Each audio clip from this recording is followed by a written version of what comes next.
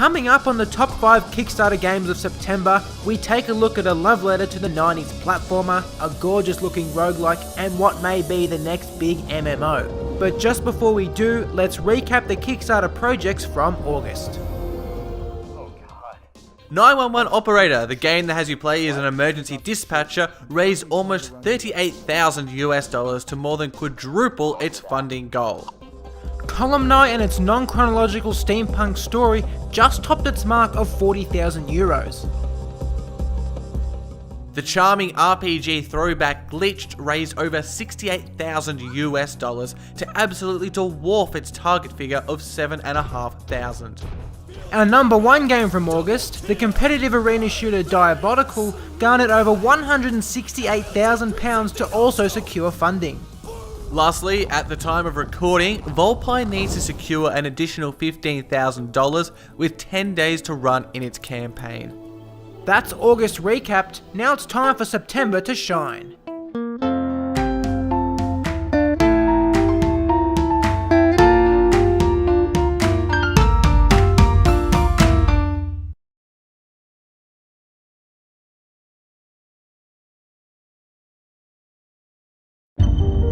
Let us introduce you to Alliance, the competitive card game where you are both the player and the card. Alliance is a collectible card game in which you are both the player and the game.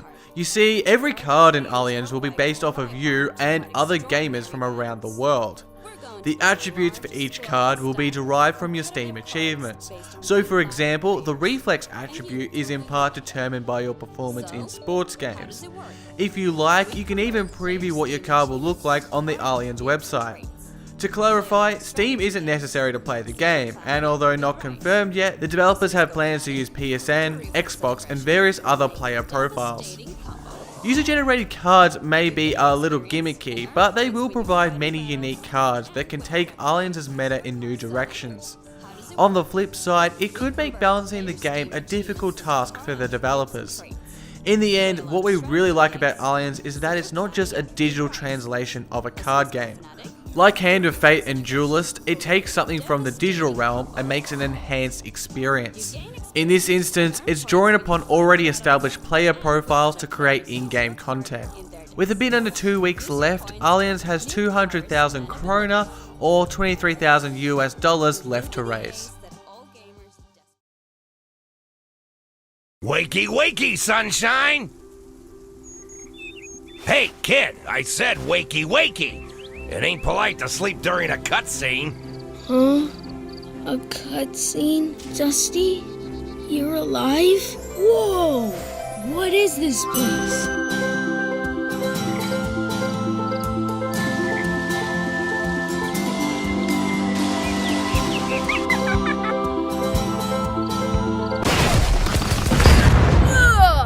I should have gone with that Italian guy with the mustache. Rad Rogers is a love letter to the 90s platformer.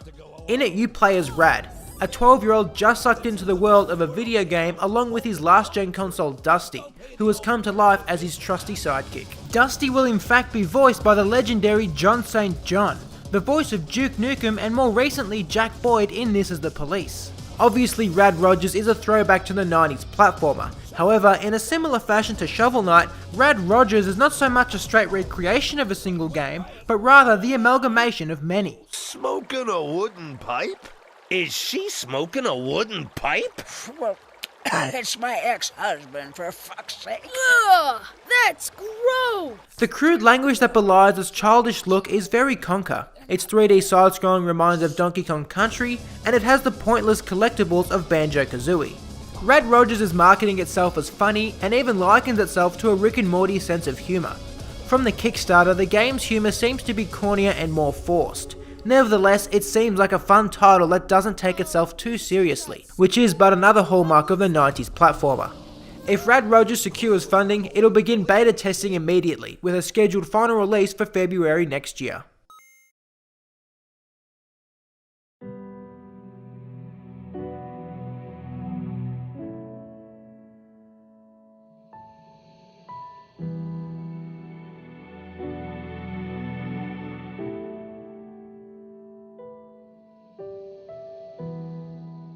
The Rabbit and the Owl is the exciting debut work of six-man game studio Formal Sheep.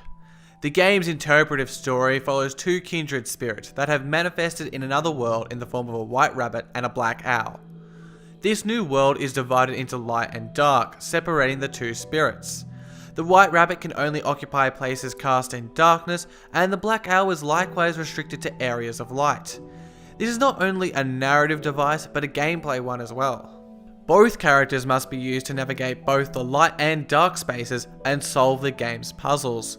For instance, the rabbit may need to trigger a switch in the dark to open a path for the owl in the light. This is also indicative of the rabbit and the owl's choice to emphasize its puzzles over its platforming.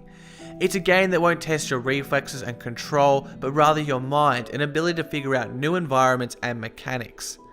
The beautifully calm soundtrack and monochromatic landscape look like they'll help to reinforce this kind of slow and thoughtful experience. Already funded, The Rabbit and the Owl is looking to hit some of its stretch goals, which includes online co-op. It's expected to release next year.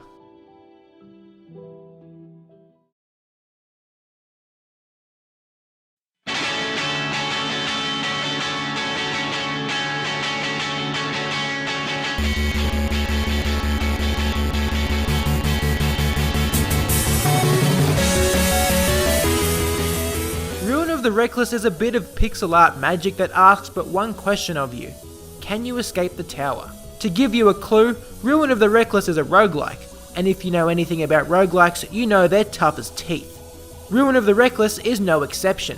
Combining breakneck speeds with melee combat and a flurry of enemy waves, you can see just how merciless the game is just from watching. We're obviously quite partial to roguelikes here at Indieformer, but there's more reasons than that to consider Ruin of the Reckless. There's the happy 8-bit tunes that you can preview in the trailer, local co-op for you and a friend, and the depth of an ability tree. Perhaps most exciting are the collectible cards that let you change the rules of the game. You can make it easier, or alternatively make every hit from you or your enemies an instant kill. You can even stack different cards and their effects together. Ruin of the Reckless promises the challenge of a roguelike, an attractive presentation, and the ability to remix the game to your liking.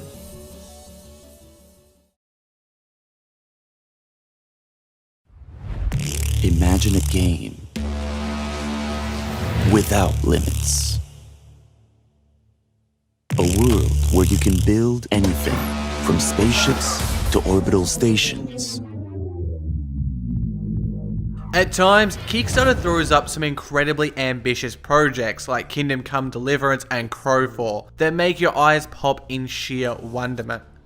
Dual Universe makes your eyes pop. The game is a sci-fi MMORPG set in a world teeming with large planets to explore. But more than just being large, there are three things that make Dual Universe's world special. Firstly, it is a continuous world with no zones or transitions that is shared by all users simultaneously. Secondly, it's voxel based and entirely editable. Everything from spaceships to orbital stations can be created or modified by you. Lastly, much like EVE Online, it'll be a player-driven world. Establishing an economy, forming government, and setting taxes and territories will all be the responsibility of the player base. Honestly, this only touches on what the game offers. You can play as a solo adventurer or in a crew of 100, mass produce the creations you engineer, go mining, be a combat specialist, and much more. Dual Universe offers an entirely editable and continuous world that is also large and beautiful. It's the kind of game that truly empowers the player, and if successful, it's expected to launch December 2018. Thanks for watching. We'll see you next time here on Indieformer.